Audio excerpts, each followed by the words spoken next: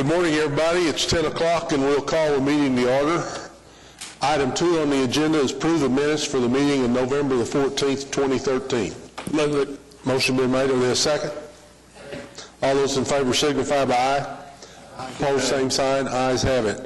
Item 3, there's 2 items received, the experience study and the financial statement for 3 months.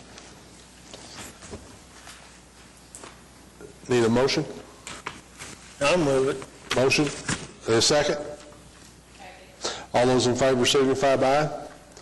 Opposed, same sign. Ayes have it. Now, item 4 is the presentation on the experience study by Mrs. Garrett.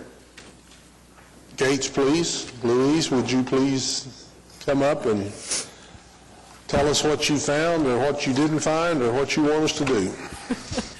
That's, all the above. You've summed it up nicely. Good morning, everyone. I am pleased to be here this morning, and as Ken pointed out, although it's cold here, it's much colder back home in Michigan.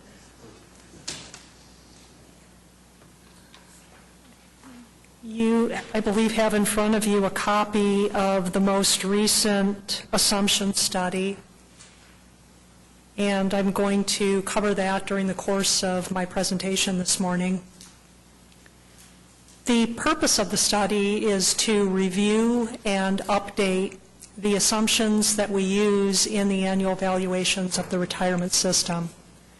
Actuaries use lots of assumptions in determining liabilities and the associated contributions needed to finance those liabilities. And those assumptions need to be reviewed and updated periodically because things change over time. And this report describes really our findings during the study period and our recommendations, as WB pointed out. So I'd like to start on page 2 of our report.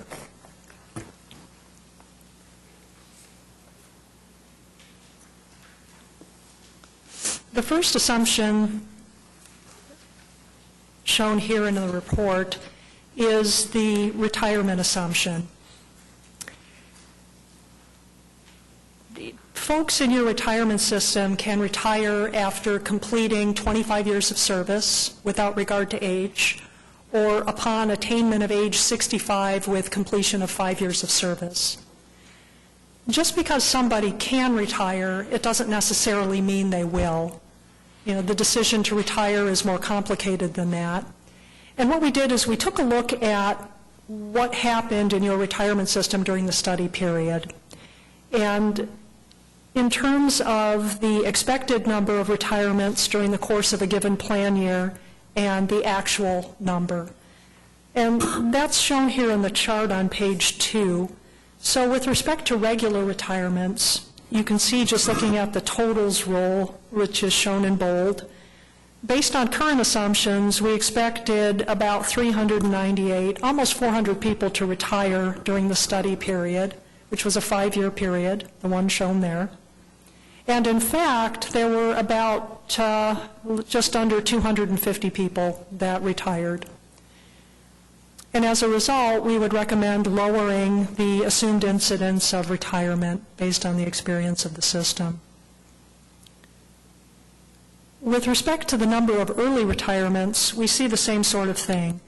The current assumptions show that we expected about 137 people to retire during this 5-year period, and in fact there were only 71. So our recommendation is to lower the assumed incidence of retirement, and the rates are shown on the following page, both the current and proposed. And so the current and proposed rates, those are both percentages. We recommend lowering them to what's proposed for both early, reduced retirement and regular retirement. And with respect to the service-based retirement, which is shown on the next page, again, our recommendation is to lower those rates. The impact that this has on the system is that it lowers our assessment of system liabilities. People are retiring later. We expect the benefits to be paid out for a shorter period of time. The next decrement is shown on the following page, page 5.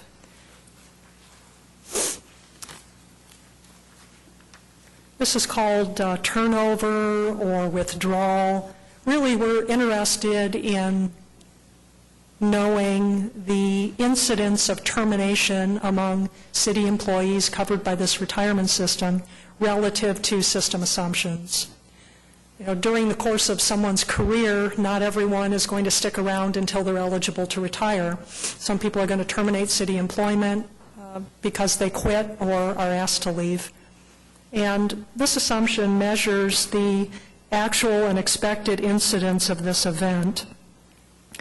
So at the bottom of the page, you can see we've broken it up into people that terminate employment, keep their money on deposit with the system, and defer retirement to a future date, versus people who quit and are either only eligible for a refund of their contributions or choose to take a refund and forfeit their pension benefits.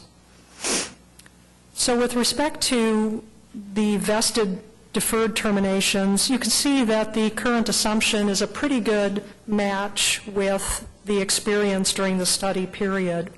Just looking at the last row on the page, the totals column, you can see the actual and expected are reasonably close. And as a result, we don't recommend any change in this assumption. With respect to other terminations, people who quit and elect a refund of their contributions, the current assumption predicted more terminations than actually occurred during the period. And this suggests a need to lower the assumed incidence of termination. So our recommendation would be to lower the termination rates for this group of people and to make no change to the termination rates among vested deferred members. And the current and proposed assumptions are shown on the following page, page 6.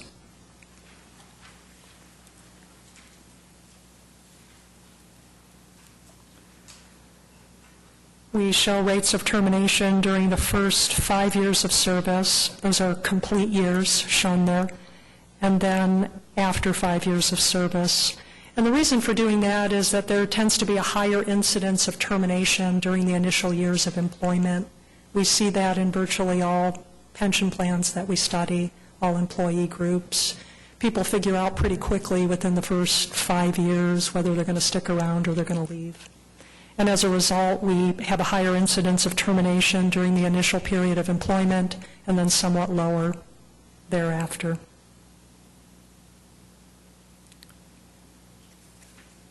So lowering the proposed rates of termination acts to increase system costs, but really the impact is relatively small since it's happening among low-service individuals.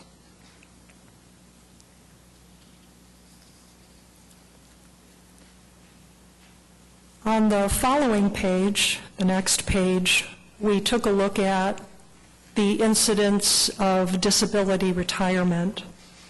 So these are folks who left your workforce because they were disabled and they qualified for a disability retirement. The incidence in your retirement system is relatively low. There were only 7 people that left city employment for this reason during the study period versus about 13 expected based on current assumptions.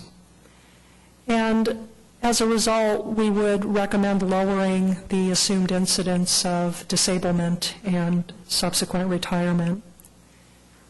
This is a relatively minor ingredient in the determination of costs and liabilities in your system, but we think it would be worthwhile all the same to lower the assumed incidence of disability retirement.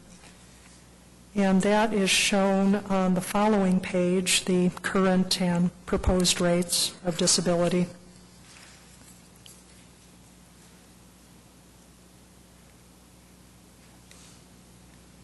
pretty small numbers. 0.09% for men at age 25, all the way up to about 1.5% at age 60 versus 1.10.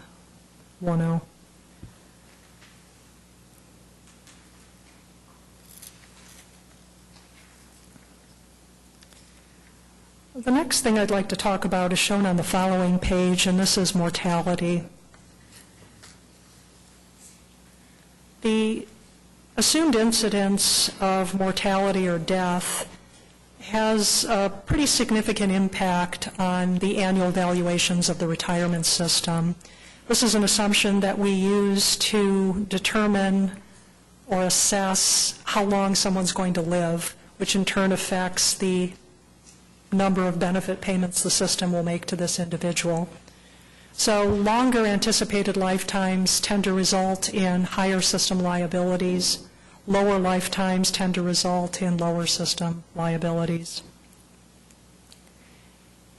In your retirement system, there are about 1,300 retirees, and we took a look at your experience, but given that the planned population is small for measuring something like mortality, which is a low likelihood event even at advanced stages, we took a look at what was happening in the state system, the state employees retirement system, where they have over 30,000 retirees. And we do that because their experience would have greater credibility than your own system's experience. When we reviewed the report and the finding of the actuaries involved there, it appears that the improvement to mortality was relatively slight. What we're seeing in your state in particular is that the improvements that we're seeing overall in life expectancy, they don't seem to be occurring among Oklahoma citizens to the same extent as what we see in other states. Unfortunately, it's probably better than what we see in some states, but not as good as what we see in others.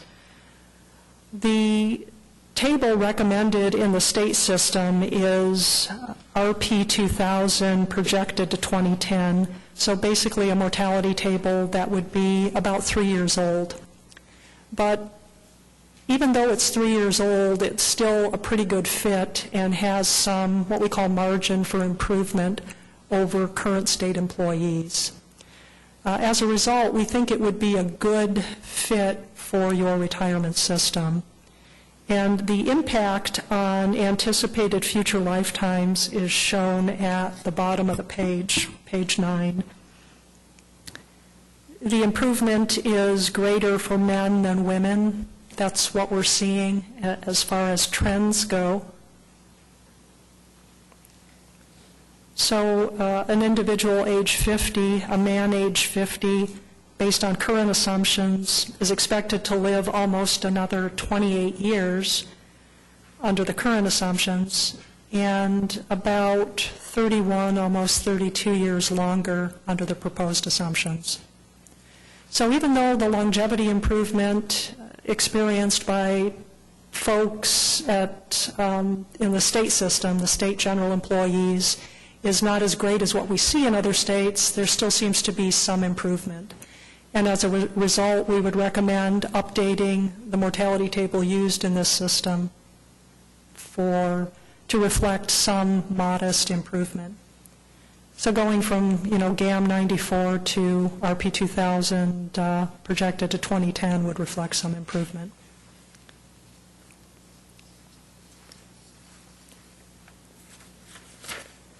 On the next page, we have a review of merit and longevity pay increases.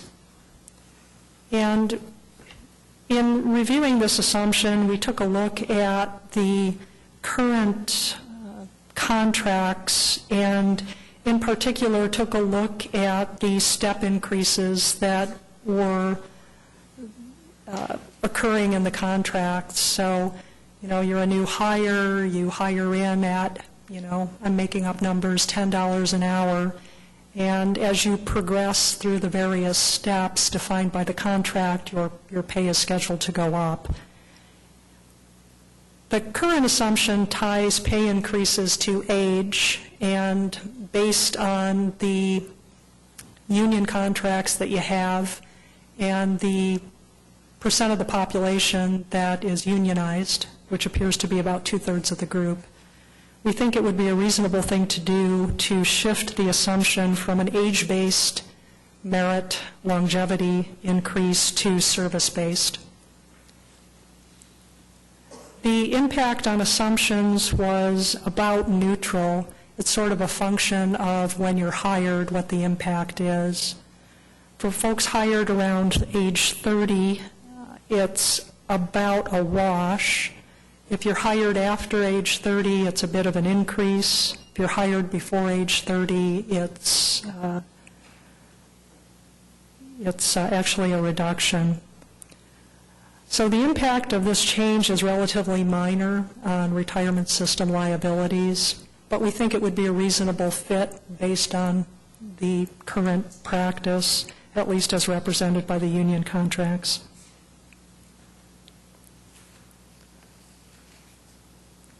On page 11 of your report, we have a discussion of optional forms of payment factors.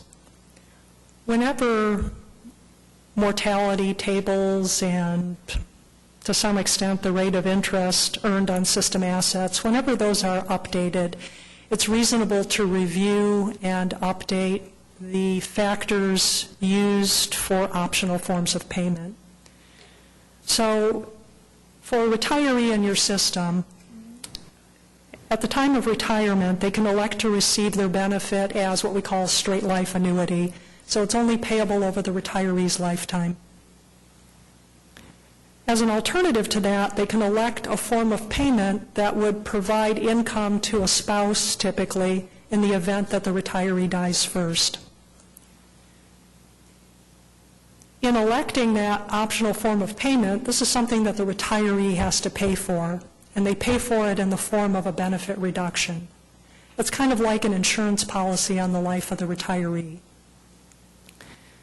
So to the extent that mortality is improving, and that's recognized in the annual valuations of the system, what it means is that the likelihood of exercising that life insurance option, the likelihood that the retiree will die and a benefit will be payable, that actually drops.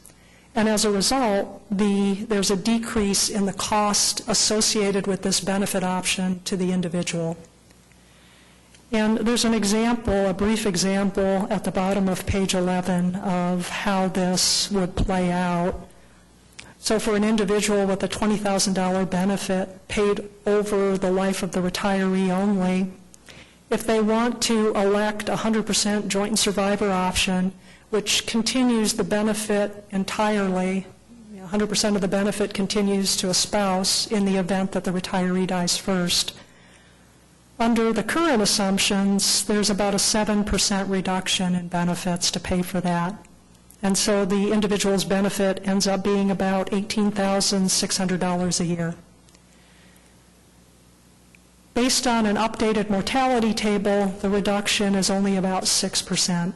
And as a result, the individual walks away with more retirement income. It's because we think it's less likely they're going to die and a benefit will be paid to a spouse. So one of the recommendations would be to update these factors in connection with the mortality table improvement. And then on page 12, we have factors for optional forms of payment. Again, when an individual retires, they can elect to receive part of their benefit as a lump sum payment. And in order to ensure that the cost of this doesn't affect the retirement system in any way, the part of their benefit is paid in cash. The remainder of the benefit is reduced, of course, to reflect the fact that they received cash up front. The factors that we use to determine this are consistent with the other factors used in the annual valuations of the system. We do that to maintain cost neutrality. So as a result of updating the mortality table, it would make sense to update the factors used for this particular purpose. But even with respect to the changes that have already been made with respect to the investment return assumption, it would be appropriate to update this assumption because we want to make sure that there isn't a cost to the system for making these benefit payments.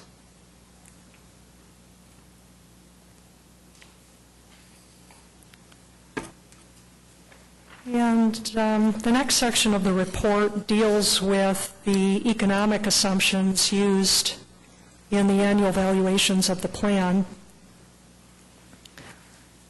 And these include, on page 13, of course, we use an assumed rate of investment return on pension trust assets.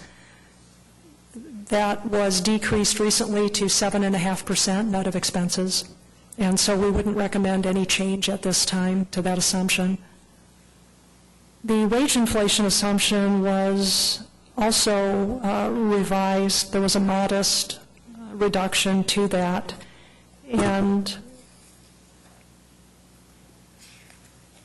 that assumption is based in part on a lot of things, long-term estimates of wage inflation.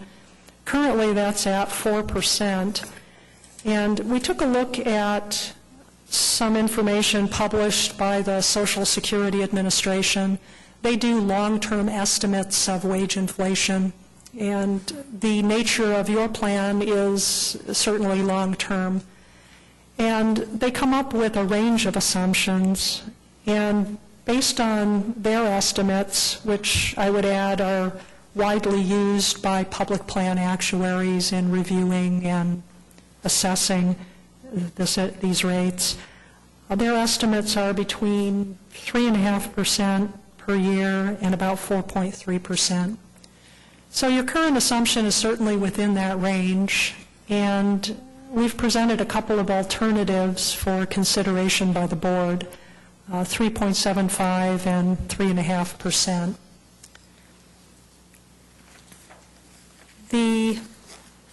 The impact of all of this is shown on page 16 of your report, because certainly when you talk about assumption changes, the obvious question is, well, what does this do to the assessment of plan liabilities and the city's contribution rate to the plan?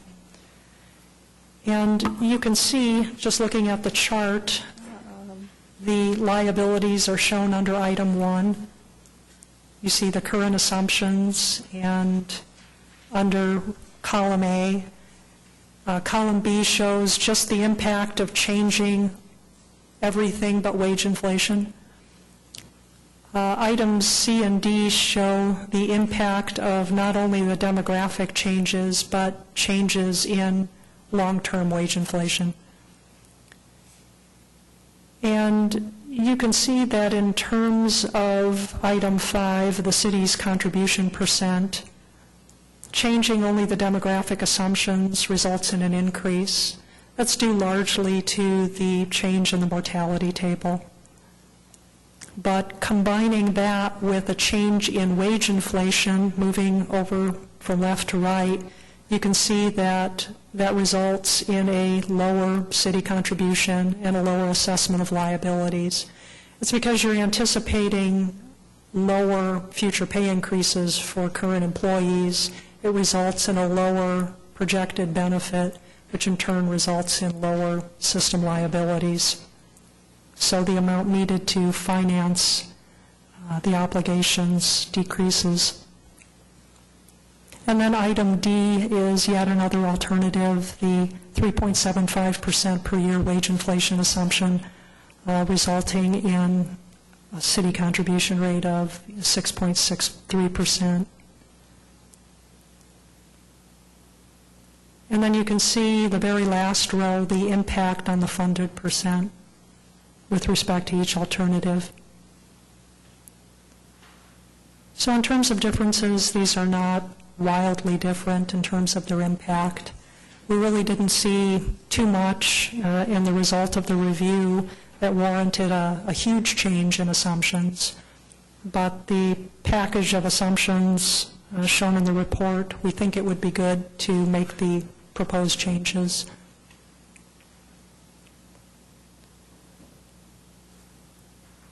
And in terms of our recommendations, we would be comfortable with any of these.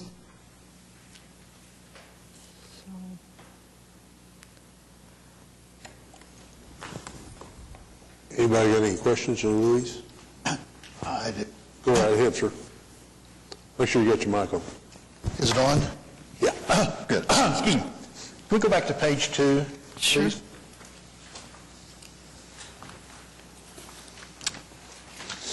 This period that we talked about, I think it's a 5-year period.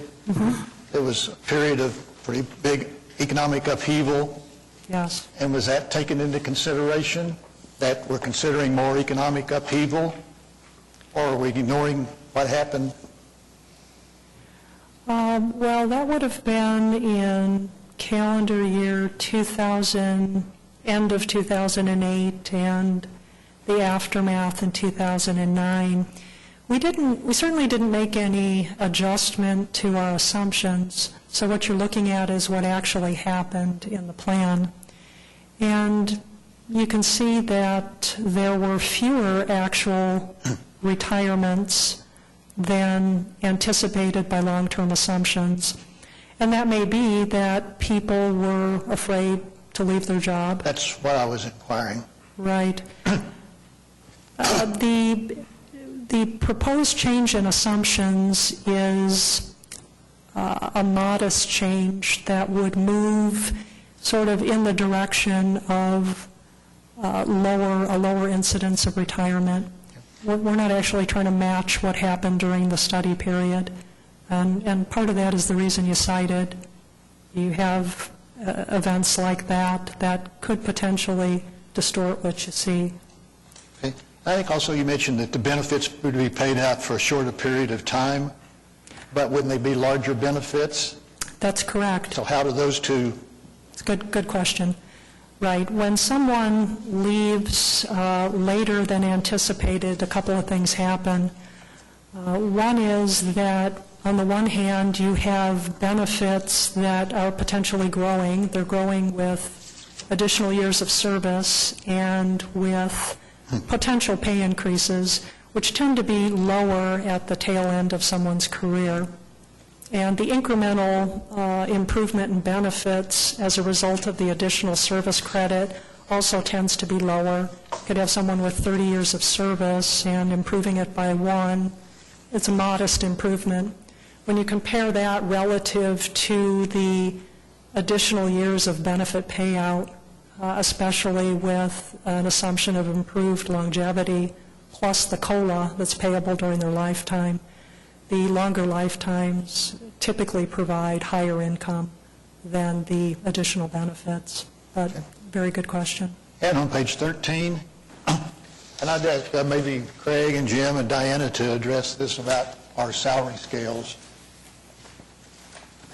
What should we be looking at? The wage inflation assumption, I guess, is the terminology. Yeah. I foresee that anytime in the very near future. Oh, Ken, I was going to just respond to your question about the turnover or the retirement rates. In the past 10 years, we have never exceeded the actuarial assumed rates of retirement.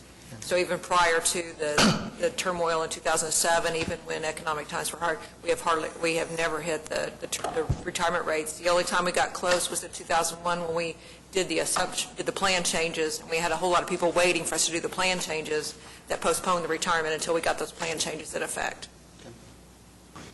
And I think there was some discussion among the Plan Design Review Committee about reducing the wage inflation assumption from the 4% to something lower. And I think in looking at from a historical perspective, we decided to leave it, I believe, at the 4% or That's correct. We decided to wait until we had this experience study to Right. have some more background to go on before we made Right. that a little bit more drastic assumption change in Right. reducing that wage inflation.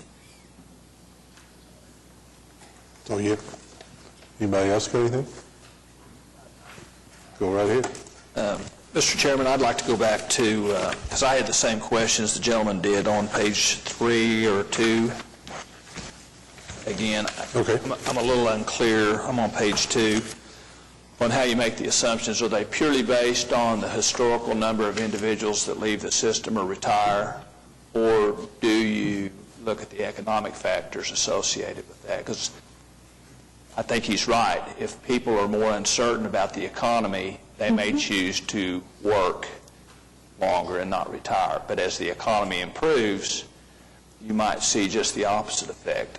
Of course, thankfully, the assumptions were good to the system, Right. missing them, It rather is. than the other way. Well, just taking a look at page 2, you can see just moving from bottom to top, over time, with the exception of 2010, where it was almost spot on, the incidence of retirement is pretty consistently lower than anticipated. And if we were seeing that only in 2008, 2009, you would say, well, that's probably driving it. Maybe you don't have enough information to recommend a change. But during the study period, it seems pretty consistent that there's a lower incidence of retirement than expected overall. And what I can do is, for a point of information, after the meeting, I'll go pull the last research for the last 10 or 15 years, and I can send that out that shows what the actual rates of retirement are versus the expected rates. Just for when we consider the items next month for approval, you'll have a little bit more information to go on. Thank you. Anybody else got any questions? No further questions? Again, your recommendation, you said you feel comfortable with either A or B. On page 16, Yes. Or C or D? Yeah, we would be comfortable with B, C, or D, B, C, or D, correct? any of them. Right. We think it would be reasonable to update the assumptions from A. So B, C, or D, we would be comfortable with any of those. Thank you. Thank you. Any other questions, Louise? If not, thank you, ma'am. Thank you. Okay.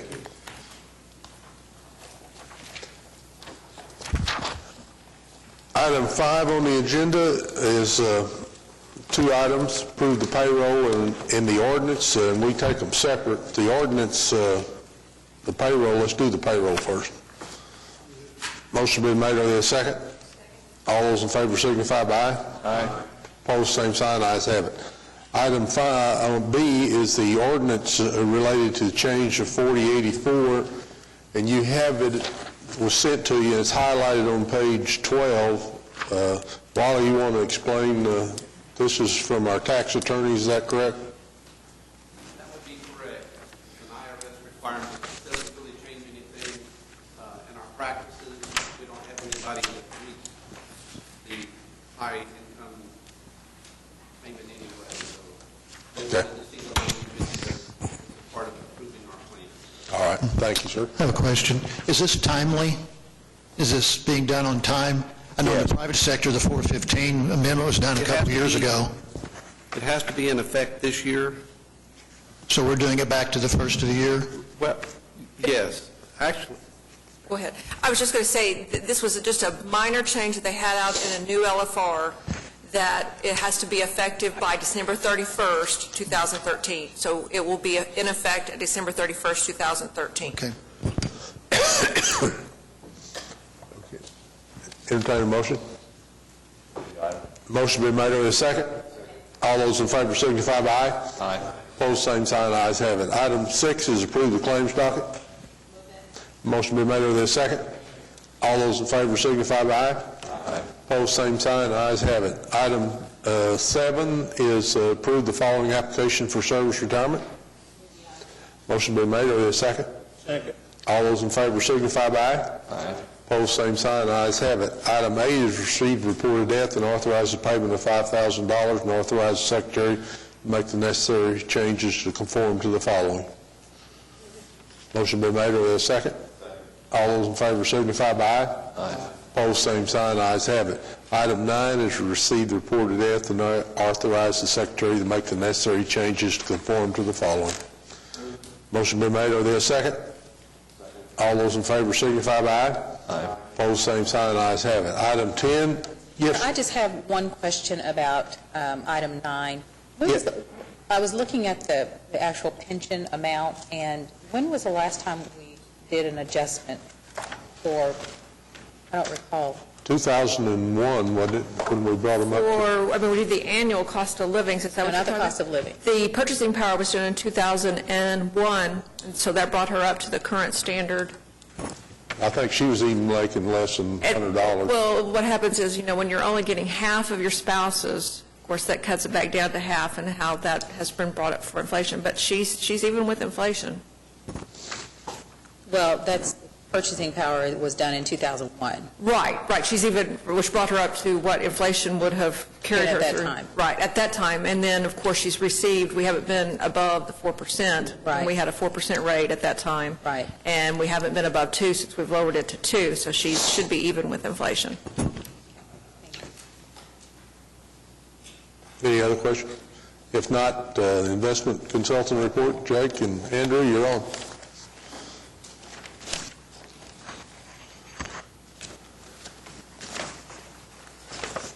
Good morning, everybody. I think last time I was here, I was sweating walking into the meeting, so a little change this time around.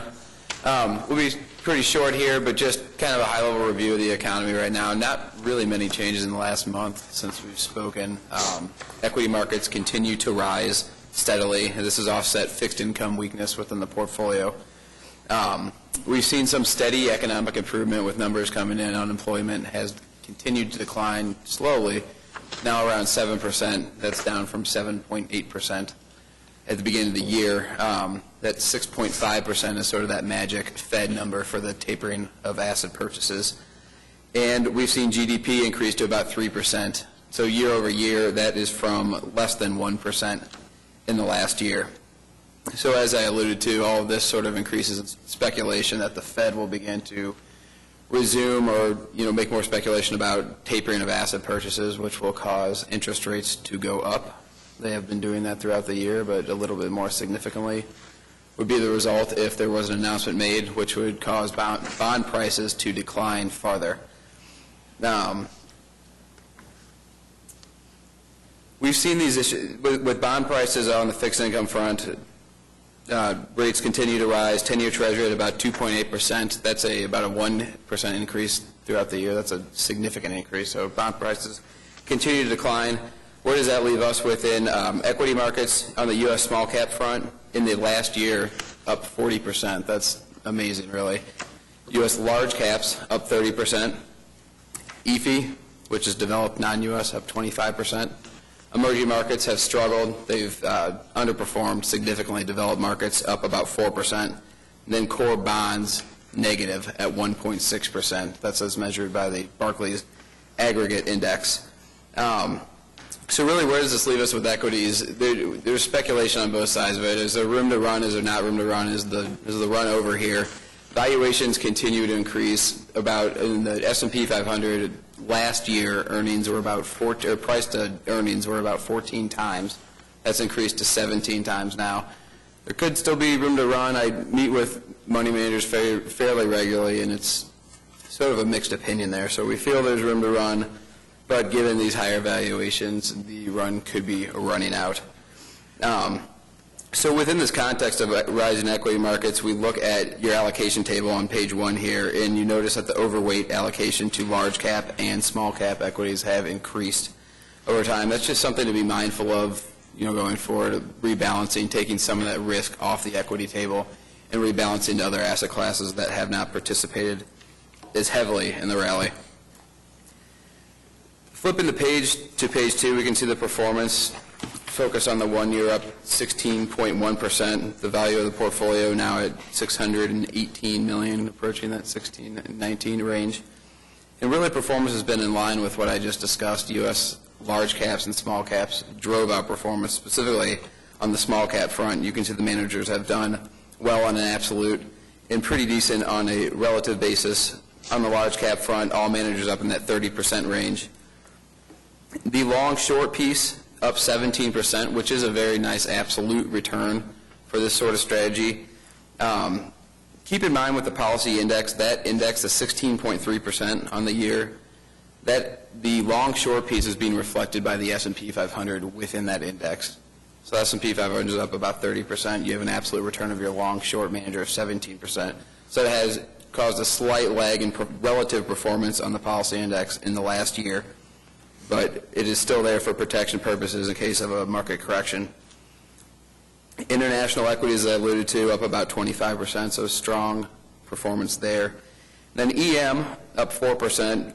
You'll note that Von Tobel is down negative 2.8%. This is a manager that invests heavily in consumer staples and financials and EMs.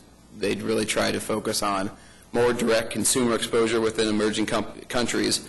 And those have been the two sectors really that have not participated at all. They've been the two lowest performing sectors in the year within the emerging markets. So the underperformance there is certainly not expected, or is expected. Not a surprise at all. Over to the fixed income front, this is where the real drag on relative performance has come from, that you can see on a relative basis to the fixed income managers' indices that they have provided some protection. The addition of the Brandywine Global Opportunistic strategy just in the last 3 months, though it's new, you can see the returns have been positive there. And that's really all I have on the manager front and performance. I don't know if you have anything to add, Jake. No, just a couple things. So as Andrew mentioned, as we look at the asset allocation, a couple things. So while U.S. equities, large cap and small cap, are overweight, some of that has been because markets have run up, and that's been a positive. So U.S. equities have done well. The other part of that is because we haven't completely implemented the real asset allocation. About 2 years ago, we increased real assets, which includes real estate, so core real estate, the Morgan Stanley strategy, opportunistic real estate, which is the TA strategy, and others that we will have to add over time, and then potentially commodities. We've been slow to implement that for two reasons. One, on the private real estate side, it just takes time to put money in the ground, and two, the commodities, while we do believe over the long term commodities provide significant diversification benefits and inflation protection, we just haven't felt that the timing of that has been good. So as we look at your returns relative to the policy index, as Andrew mentioned, 16% return over the last year, certainly very good. You have a target of 7.5% now, slightly trailing the policy index of 16.3. That relative differential is because of the insurance in your portfolio, primarily the long-short equity. What also is not reflected in this policy index, it's not exactly what your target allocation is, because we're not including commodities in that either. We should be you are getting some credit for not implementing commodities just yet, even though it's in your target allocation. Commodities are down 12% year over year last year, so that has been a benefit. So as we look to 2014, I think in the first quarter there's a couple of things that we want to do. Number one is come back each year, or sometimes twice a year, we want to look at the private market portfolios, both private equity and the private real estate, because as you know, those investments are done through closed-end vehicles that are not always available in the market, so they don't lend themselves to just a search process. We have to be in a constant search to identify opportunities there. We think there's a few things that are worth considering coming up in the first half of the year, particularly on the opportunistic real estate side. You currently have an investment in the Sigler Guff Distressed Opportunities Fund, which is that is more of a private equity fund investing in companies that are under distress, so really a deep value strategy. Sigler Guff also has a distressed real estate opportunities fund that is global, and that is in the market now. We think that's pretty compelling. The team that they've put together for that, this will be their second fund in doing this. That is something that's probably first half of next year.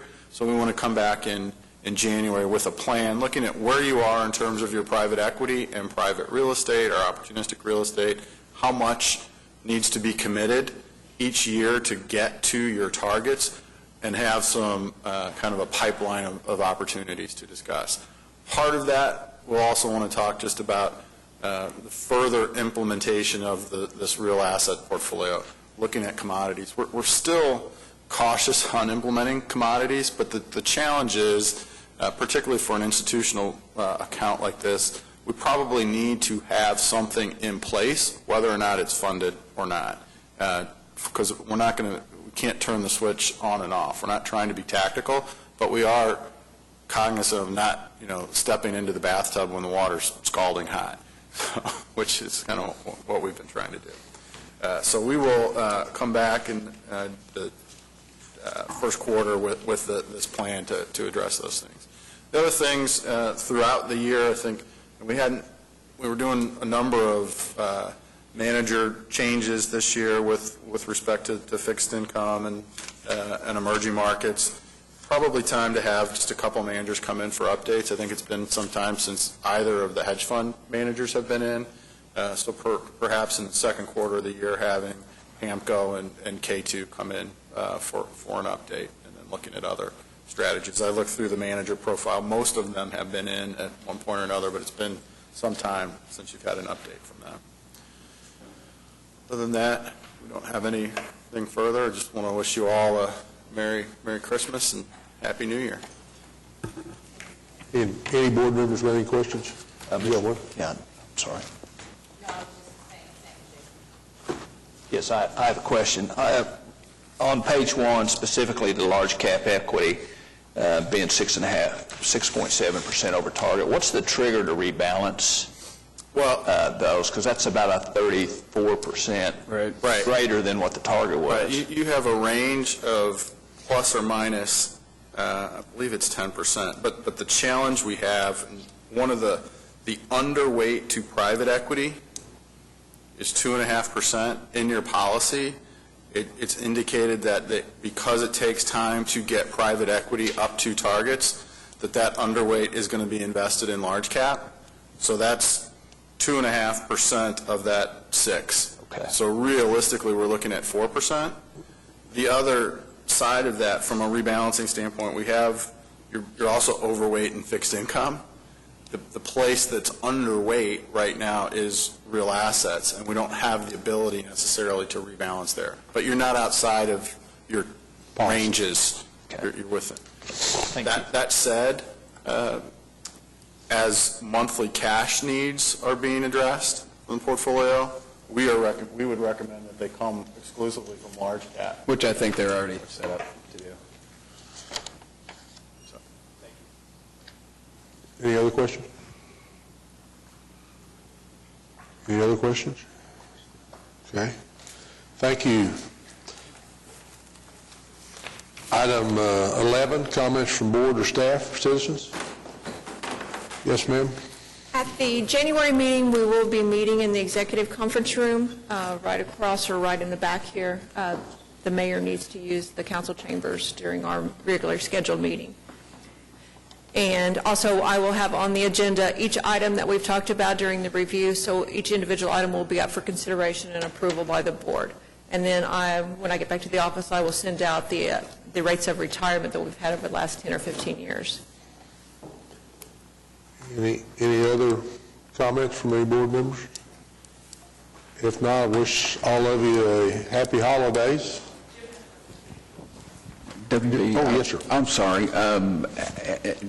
I'm a little not squared away on where we're headed with the experience study and selecting the options. How are we going to go about doing that?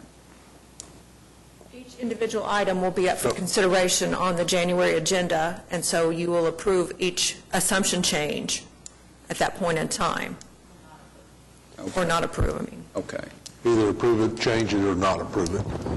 We can discuss it at that time. Each Right. one of them will be discussed, of any changes which you think we need to do. And then the only thing that requires an ordinance change is the definition of the actuarial assumption that we use, which is the mortality tables. And we'll present that to council after board approval. Okay, sorry. Jim, were you suggesting maybe that we have a committee meeting, a planned committee meeting to look over and look at the impact? Well, I guess I had assumed that we were going to refer the report to, like, the Plan Design Committee and then have the Plan Design Committee come back with a recommendation to the... Well, we can, that's not a problem. Whichever way you want to do it. It's just up to you. I mean, basically, there are economic assumptions and demographic assumptions. There's really not, there wasn't any, it's either yes or no on the demographics. The only thing that has a question mark is the one economic assumption on the wage inflation to really discuss. Otherwise, it's just, do you want to do it or do you not want to do these assumption changes? Yeah.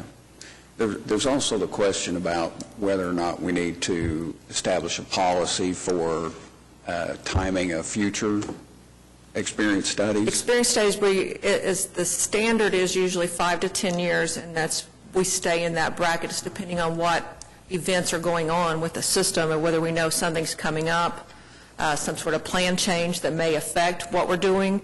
So it's hard to have an experience study tell you one thing when you're studying changing the plan in some other regard that may affect. So we kind of time those, but the last one was about 5 years ago. Mr. Chair, I'm certainly in favor of the plan But design we can set committee. a definite time frame. We just might want to be sure we limit or give ourselves a little bit of room to. Well, then we'll have a Plan Design Committee We can.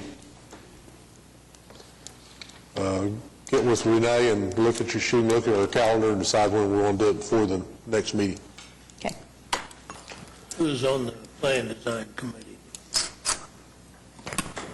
Diane Berry. Diana, Ken, Jim, Craig, and myself. WB, me, and Wiley. Wiley.